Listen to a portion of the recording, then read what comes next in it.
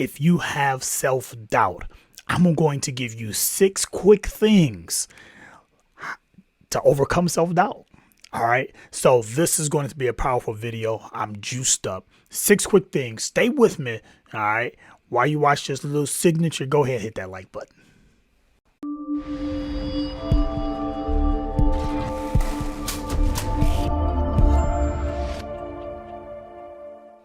Here we go. No fluff. 6 quick things. We get right to the point around here. An unknown author said this: just remember that you are unique, just like everyone else. It's so important that you understand the magnitude of who you are as an individual in the collective. You are unique. You are handcrafted. There's no one like you. Okay. Yes, we all have similarities. We all have differences. But when I'm talking about unique, you are wired uniquely. Think about it. No one has the same fingerprints as you. Your voice, like, there's so many unique things about you. I don't want to get into it because that will be fluff. But you have to know that you are unique. You are special. You are different. And guess what? We need all of your uniqueness. When we conform, when we hide our gifts, our talents, and the essence of who we are, we actually miss out on the greatness that's inside of you, because your greatness is actually in your uniqueness.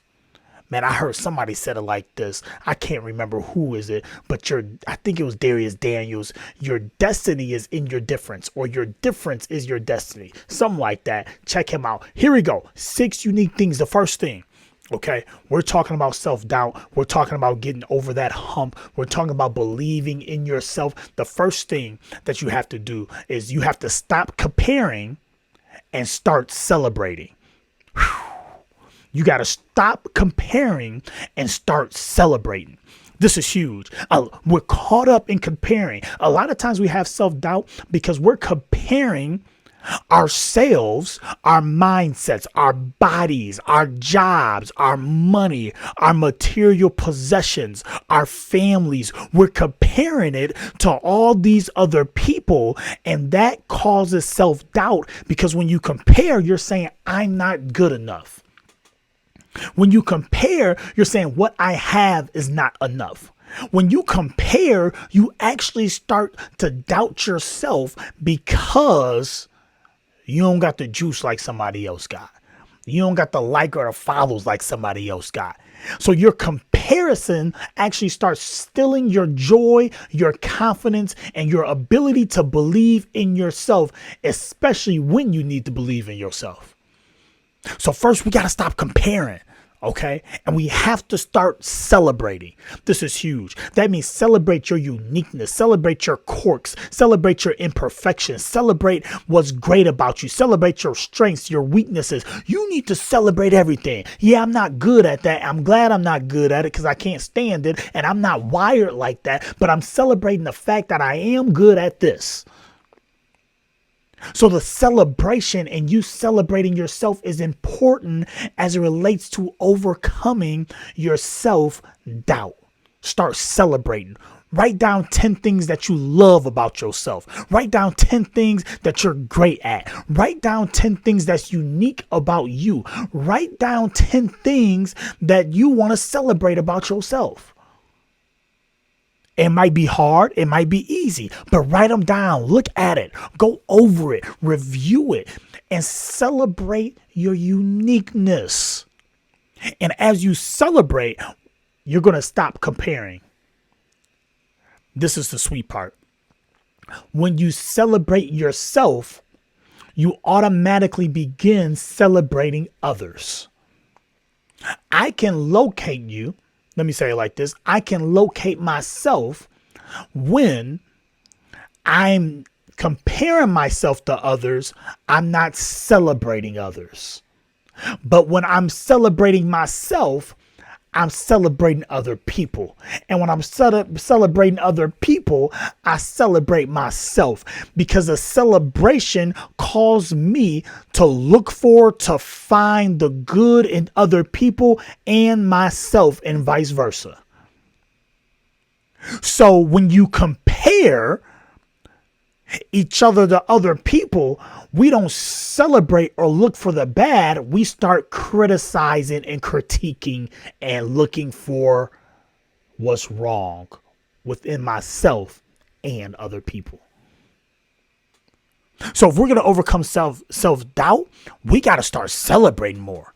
We got to start celebrating ourselves more. We have to start celebrating other people more and watch comparing criticism fade away. Here we go. I got to get that was the first two. Here's the next two. I promise you 6. Here's the next two. You want to stay. It's going to keep getting gooder. All right. Gooder. That's not a word. Mo, stop saying that. Okay. It's going to keep getting better. All right. Here we go. Like and subscribe, please. All right. If this is helping you already, share it with somebody. Shoot them a text. Say, hey, check out this video. I was thinking about you. All right. Here we go. Now, we're going to overcome self-doubt. We have to stop compromising and start commanding. Stop compromising and start commanding. We compromise and conform too much with our own standards, our own values, our own gifts, our own strengths. We compromise. We don't go far enough to see what is in us and what the end gonna be. We compromise and we settle because of the self-doubt. The only way you're gonna get over that self-doubt and that compromising and that settling and not going for it all is you gotta start commanding some stuff. Man, we were made in God's image and God stepped out in Genesis and he started commanding stuff. I'm not saying you're going to command it to be light and the lights are off and the light is going to show up. I'm not saying that. But what I am saying is that we are speaking spirits and life and death is in the power of our tongue. So my question to you is, what are you commanding about your self-doubt? I command that I got confidence. I command that that I am a person of high self-esteem. I command that I'm a person of high energy. I command some stuff in my life concerning myself because I'm not going to compromise or settle for less. I'm going for it all. And if I got doubts, I command confidence. If I got fear, I command faith. If I got lack, I command abundance. Whatever I'm experiencing or thinking or feeling in the negative sense and I don't want it, I don't like it, and I don't accept it, I command the opposite. Let me slow down a little bit.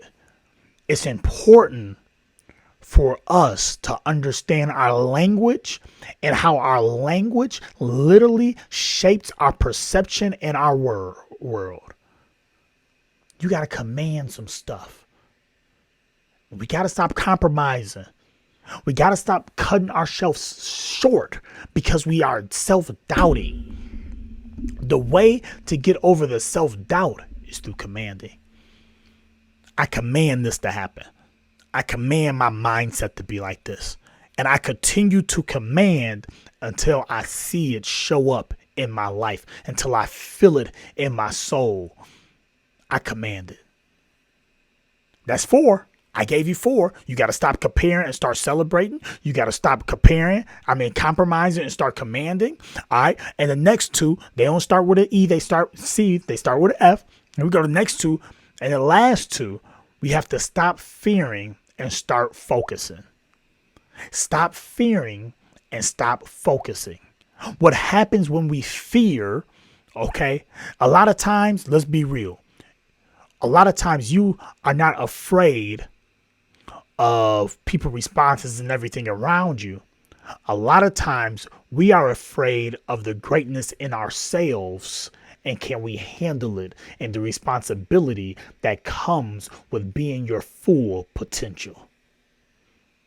We got to stop fearing, okay, our best selves. We got to stop fearing our confident selves. We have to stop fearing success and what will happen if we do great and when we do great. But we have to start focusing, particularly we have to start focusing on our strengths.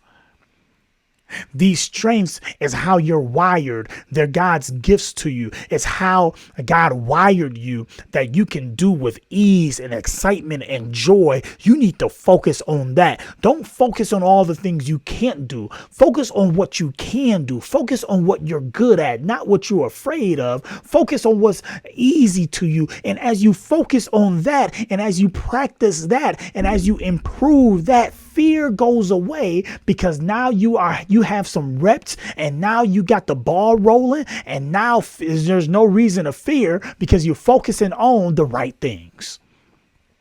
Get rid of the self-doubt. Self-doubt has no room in your life because you are unique. There's no one like you. And focus on your uniqueness, and focus on your passions, and focus what gives you energy, and focus on the right people, and focus on the right principles and the right values, and watch the fear go away as you focus on the right thing.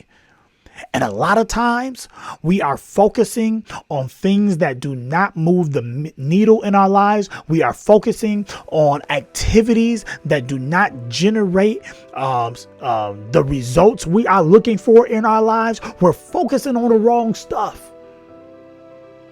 And that wrong focus, it creates fear. So the way we stop the fear is we start focusing on what you're sweet at and what you were born to do. Listen, I'm gonna end with this, and I gotta do something on purpose. I gotta end with this. You're talking about what I'm supposed to do. Real quick. Your purpose, it starts with somebody else. All of our purposes, okay, if you believe in purpose like I do, we're here for a purpose. You were born in the region you were born in for a purpose, in your family for a purpose, good, bad, or indifferent. Guess what? And all the stuff you can't control, it got a purpose to it. And that purpose, it always starts with helping someone else. Just start there. Your purpose is to help someone else. The question is, how do I help someone else? Do I help someone else by saving them out of burning buildings? Do I help somebody else by doing surgery on them? Do I help somebody else through coaching a basketball team? Do I help somebody else through volunteering at the homeless shelter? How do I help someone else? How did God uniquely equip me and give me talents and gifts to help somebody else? That's where your purpose starts, in helping somebody else. Period. I'll leave it there. Listen, get rid of the self-doubt. Practice these things. Be consistent in these things. Talk to yourself. Talk to your mind. Write down some stuff. Okay? Really get practical, because we got to change our mind. And we're going to be talking about that. We got to continue to change our mind. Okay? And kind of get rid of some stuff, of some bad thinking, some stinking thinking about ourselves. We got to get rid of some of that stuff if we're going to move the needle on this self-doubt, and if we're going to live the life we are supposed to live. Listen, I love you. There's nothing you can do about it. Whether you leave a good comment or a bad comment, I love you. Whether you like or unlike, I love you. Whether you're secretly watching me and don't know, I know you're watching me. Guess what? I love you. Even though you don't want to press the like button, leave a comment, show your boy some love. It's okay. I love you. Ain't nothing you can do about it.